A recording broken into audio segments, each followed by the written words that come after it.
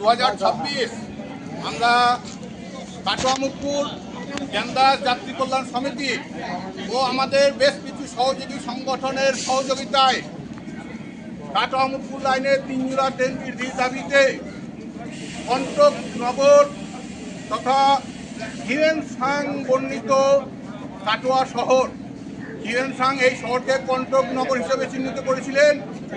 চৈতন্য লীলাভূমির অংশ হচ্ছে এই কাটোয়া শহর।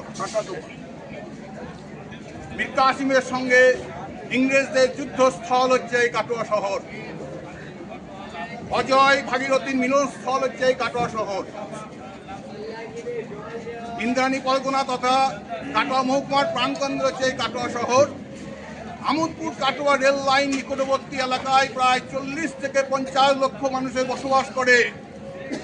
এই জনসাধারণের এক অংশকে প্রত্যেক দিন সকালে কাটোয়া শহরে উপস্থিত হতে হয় ছাত্রছাত্রীকে পড়াশুনোর তাগিদে,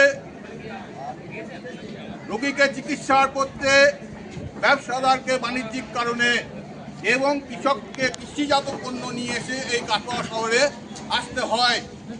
কিন্তু আমোদপুর থেকে কাটোয়া আসা সকালে কোনো ট্রেন না থাকায় এই বৃহৎ অংশের মানুষ রেল লাইন থাকতেও রেল পরিষেবা থেকে বঞ্চিত হচ্ছে।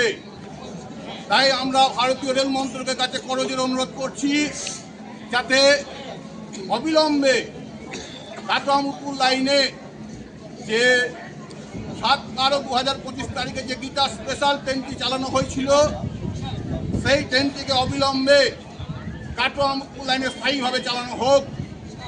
সেই সঙ্গে 3111 শিয়ালদা কাটোয়া ট্রেনটি যেটি কাটোয়া এসে দাঁড়িয়ে থাকে এই ট্রেনটিকে আমোদপুর অবধি এক্সটেনশন করার দাবি রাখছি। সেই সঙ্গে বেশ কিছু ট্রেন রাতের দিকে কাটোয়া শহরে এসে দাঁড়িয়ে থাকছে ইএমইউ ট্রেন।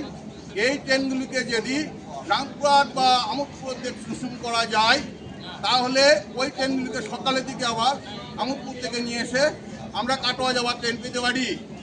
সকলকে ধন্যবাদ জানাই এবং যাত্রী সাধারণকে টিকিট কেটে ট্রেনে যাওয়ার অনুরোধ রাখছি। আমি হিমাদ্রি ঘোষ, কাটোয়া-মুকপুর ক্যান্দাস কল্যাণ সমিতির সাধারণ সম্পাদক। ধন্যবাদ।